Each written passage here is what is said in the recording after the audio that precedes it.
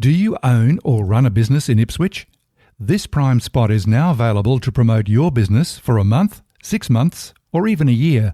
Strategically placed before every episode of Ipswich Today, that's more than 250 shows, your message will be hard to miss. For more information, contact the show via the website ipswichtoday.com.au. Coming up, a new Deputy Mayor for Ipswich. The state government attempts to clarify how councillors should deal with inappropriate conduct matters referred by the OIA. Former councillors' names to stay on information signs. Plan B for North Ipswich Reserve redevelopment. And a long weekend with a bumper list of things to see and do. Mayor Teresa Harding joins the show. It's Friday, April 28, 2023, and I'm Alan Roebuck. Welcome to Ipswich Today, which acknowledges the traditional custodians of the land on which it is produced and pays respects to elders past, present and emerging. This podcast is supported by Kinetics, people-powered web hosting trusted by Australian businesses since 1999. I caught up with Teresa Harding after the April 27 meeting of Ipswich City Council. Thanks for speaking with Ipswich Today, Mayor Harding.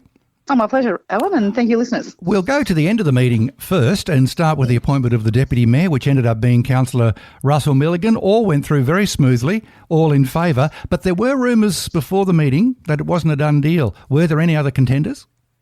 Oh, look, I think our councils are very passionate, so I wouldn't be surprised if there were some other contenders. But look, what I think was wonderful is the fact that in this term, each division has had a deputy mayor, and in particular, I think for Division 4, the areas of Rosewood, Figurna, Walloon and those rural areas, when you look at the history of it, they've never had a deputy mayor of a city council. So it's the first time they've had a deputy mayor as their divisional councillor. So hopefully, it's been a good process for us as we come back with so many new councillors. And what's your thoughts on still having a new deputy mayor every 12 months?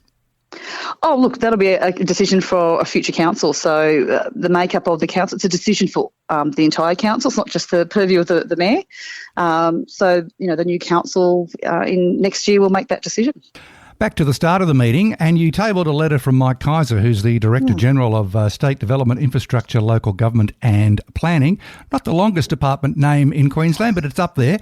Now, this letter attempted to clarify where councillors stand on reporting matters to the Office of Independent Assessor. Did it clarify those matters? I think it's tabled so the public will be able to read it, but basically, it was outlining the fact that the department understood that councillors have a statutory obligation, which means they have a legal obligation to report matters. They were acknowledging that that was difficult and challenging in us discharging our duties under the Local Government Act. And they said that they're going to make sure that that this is actually part of the council induction training program for those elected next year. So I thought that was a good thing. It also went into the fact that any of those complaints from the OIA do send them back to the council, that those matters must be investigated as per the investigations policy. And it also outlined the fact that where a councillor is referring a complaint as they're part of their statutory obligations, that doesn't necessarily mean they have a conflict of interest as well. So I think it was just a matter of clarifying some of those things. There were 3 notice of motion items on the agenda. Well, let's start with the one that essentially is about the voice. Now, that's been deferred to the next council meeting. Why wasn't a decision made this week? Obviously, it was discussed at the council meeting what council's going to do, and that is to get some more information. We'll go to the Uluru Dialogue to learn more about the statements from the heart. But from a personal perspective, Alan, we have an Indigenous Accord working group. They're a terrific group that we have. I would be very hesitant, and I said this at the meeting, to make any decision like this without consulting them. So even after we do have this briefing, I think that councillors really should sit down with the Indigenous Accord working group and have a discussion about how they would like this managed. Still, our last working group was on the 24th of March, and I did raise this with them to see what, even though it's a federal process, what can we do as a council to help our community. And I think it's an obligation that we have as councils to go back to that Indigenous Accord working group and see how they would like this move to the community. It's going to be quite divisive, I think, in many ways. So I think, how can we make people safe, and how do we move forward as a community on this? Replacement of information signs, or like-for-like replacement. This has obviously been prompted by reports in the media recently about former councillor David Palkey's name being removed in Rosewood. I also noticed he was in the public gallery. What did council resolve about like-for-like replacements? Yeah, so council adopted the notice of motion that those signs, those information signs, not the commemorative signs, but the information signs, would be adopted like for like, correcting any typographical errors and things like and spelling mistakes and so on. So, it sort of came about. There's a penny farthing in Rosewood, and the sign there, it's just an information sign, but did have former councillor Palkey's name on there. And when council updated that sign, because it was quite weathered, they removed that name there because the current sign manual doesn't state that you put the council's name on there. So, look, obviously I was the only council that was against this, so I'm very passionate about this. We certainly found this process that the old Division 10 was the only division that this happened in, and certainly it's the only council that I know in South East Queensland that does this. It does my head in a bit, I guess, I've got to say, Alan, because I think that I think it's quite a vain thing to do for councillors to put their name on what is essentially information signs. You would keep councillors' names and dignitaries' names on commemorative plaques, when you're opening a building or anything like that, and council certainly would not be changing those ones. But something that is essentially an information sign about a park or anything, I think shouldn't have a councillor's name, but obviously I was voted down, and so from now on, they will continue to have Councillor Palkey's name on that, former Councillor Palkey's name on those signs. North Ipswich Reserve, the item that was moved there, specifically the notice to repeal dot points 3 and 4 from the recommendation D, and if you're playing along at home, you can check the minutes and agendas online at Ipswich City Council's website. They were originally adopted by Interim Administrator Greg Chimello in 2019. Why does this have to be changed? That's a good question. So certainly at the time when the Interim Administrator said that council would only put $10 million in towards it if there was an NRL or an A-League licence, and that would be managed by Stadiums Queensland. And also said that the state and the federal governments had to put in $10 million each as well. So, look, obviously there has been a decision about the NRL licence, and unfortunately the ARL made a very poor decision and giving it to the Dolphins that should have gone to the Jets. And obviously there's no progress at the moment with the A-League. So we've decided to repeal that particular part, and also the fact that that this facility will be going to Stadiums Queensland. Shane Newman was successful in securing $20 million as part of his federal election commitments, and that was in the budget last year.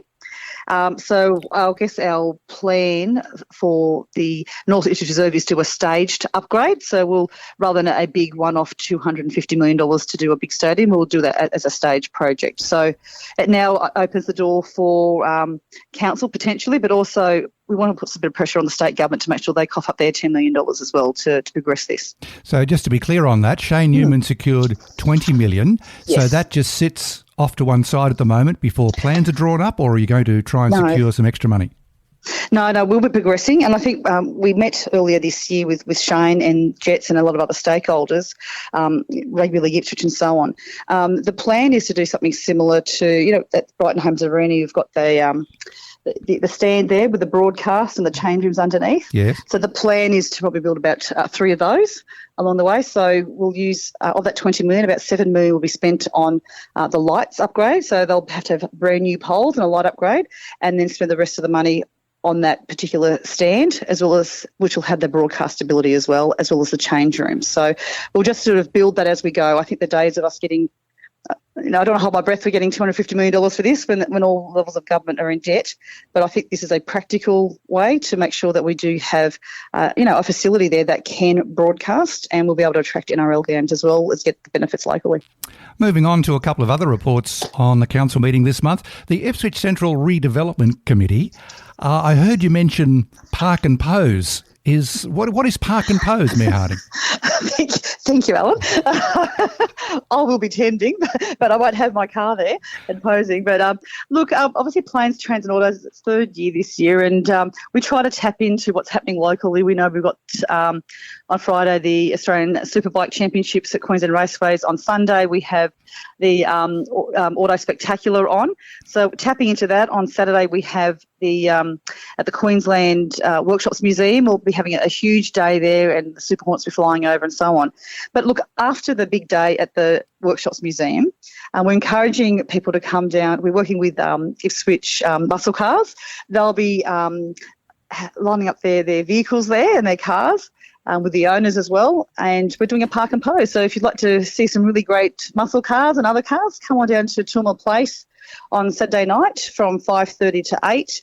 We encourage people to stick around, go to the top of town and grab a bite to eat, or pop over to Riverlink to one of the restaurants there. We'll see how it goes, and let's hope it's really successful and we can continue this partnership with Classic and the Muscle Car Club of Ipswich. You've raised the point of getting a snack or food or a meal.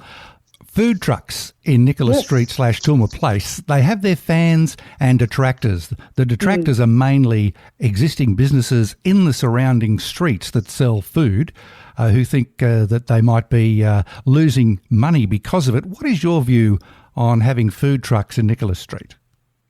So usually between 80 and 90% of the food trucks are actually local people. They're actual local businesses. So we've got a list of local food trucks. We always go to them first, and they always have the first priority. They're our highest priority, but local businesses are always our highest priority. And now that we have a few food outlets, we actually only do this now when we have an event on. So it's not like it's every weekend. It would be great if some of the businesses in Nicholas Street Precinct were open on the weekend. We know, for instance, like when we had the Witches Market, there were 8,000 people there. It would be great for some of those businesses to be open on the weekend to get that trade. So the businesses who are open on the weekend are incredibly grateful for those events that are on. But when it comes to food trucks, I guess it's up to people whether they want to use them or not. But we always give a priority to our local vendors and local food trucks. What I think I'm hearing you saying is that some of the businesses that are permanent in Nicholas Street and surrounds, it's a bit of a chicken and the egg. They're not sure whether they should open or not, because they're not sure whether they're going to have a crowd. How do you get over that problem? So we chat with the business owners and can I just say the people with shops there have been through the ringer, Alan. When you speak with some of them, you can see there's trauma, quite seriously trauma, and so they've heard a lot from councils in the past, and so there's a great deal of frustration from the decisions made by the previous council. So we're working closely with them, and all we can do is advise. So, we did offer market space to say for that Witches Market for those business in there, and then they decided not to uptake that. They want council to make people to go up the street. There's only so much we can do, but look, we'll continue to hold events on the weekends. We do encourage anyone with a business there to open on the weekend, or to have a stand down, if it's just down at in the Toolmill Place, to have a stand there as well. So, but we'll continue working with those business owners to get the best benefit for them. While we're staying in the mall, or Nicholas Street as it's now known, and Toolmill Place, any news on new tenants or a construction update? Yeah, Sushi Hio opened up last week, and it's great. It's got a sort of a grab and go, so you can order there. They've got little screens there. You just order it and it comes to you, or there's a sushi train as well. And I was there on the first day. It's really delicious sushi, so I hopefully that they seem to be very busy the last week and this week.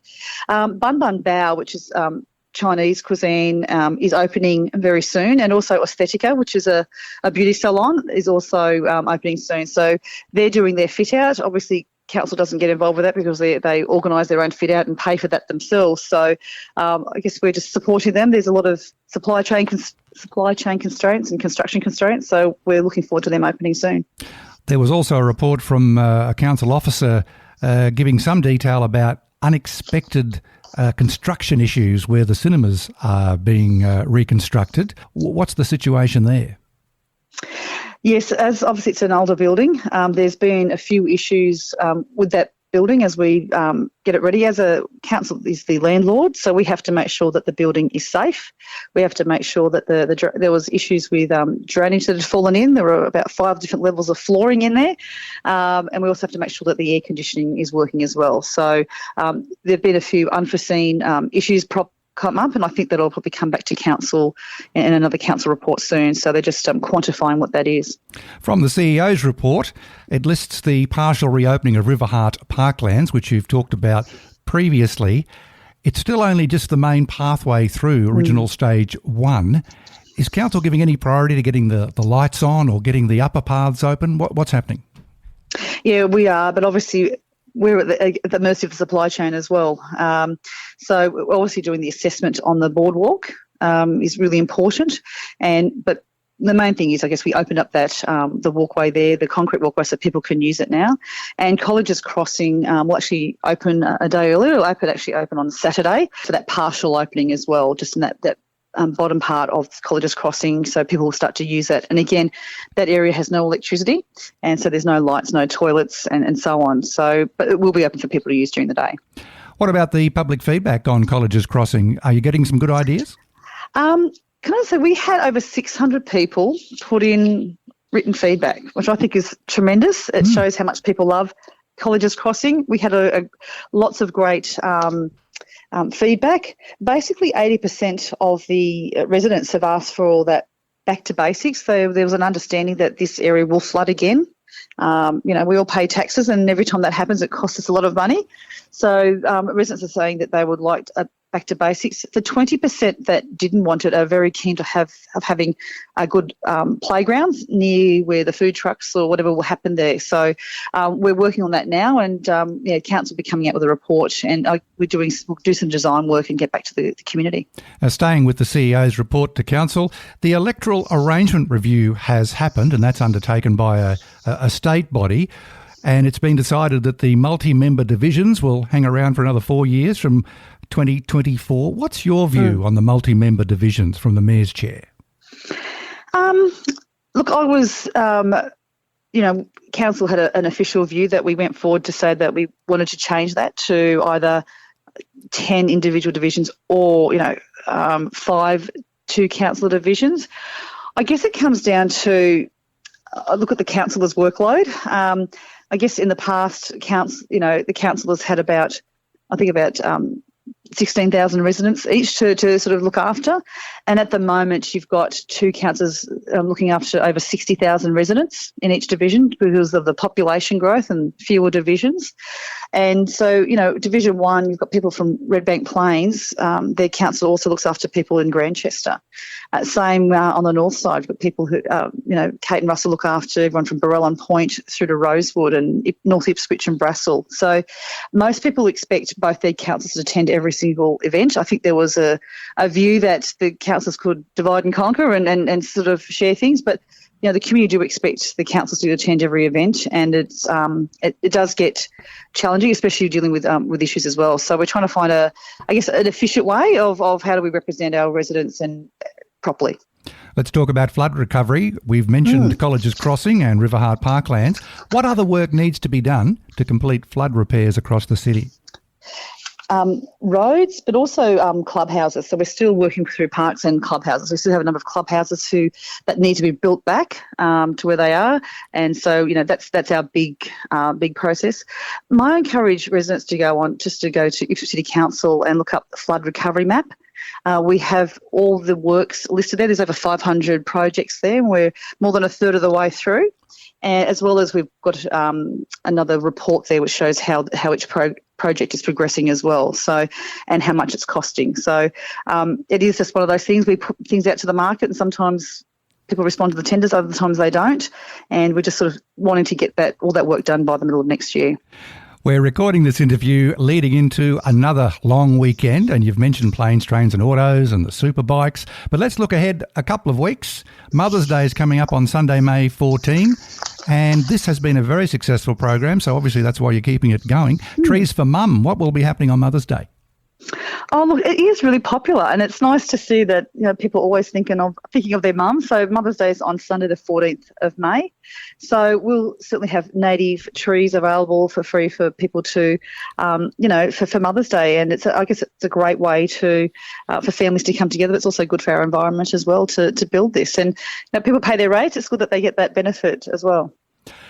And if we can just turn to one more item, Mayor Harding, that wasn't on the council agenda, the 2032 Olympics. Recently I spoke with Dave Martin, who's announced he's going to be running for mayor.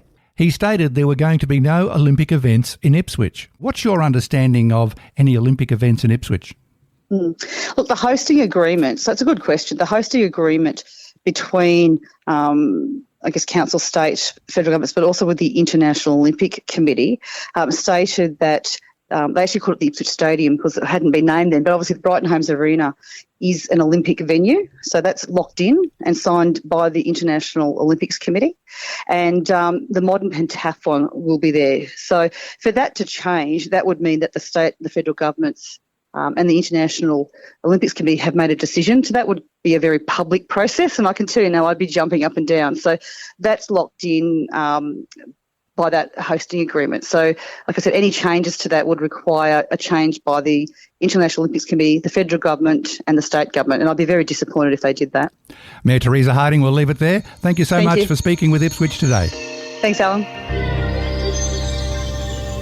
That's it for this episode. Don't forget to look for handy links in the show notes. Ipswich Today is supported by Kinetics, people-powered web hosting trusted by Australian businesses since 1999.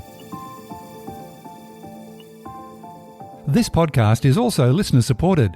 Please make a once-only gift or regular donation to help keep it online.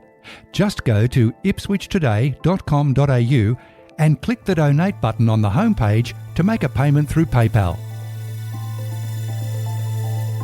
Follow and stream this podcast from your favourite app, including iHeartRadio and Amazon Music, or play Ipswich Today on smart speakers. Music is supplied by Purple Planet Music. This is Alan Roebuck. Thank you for listening.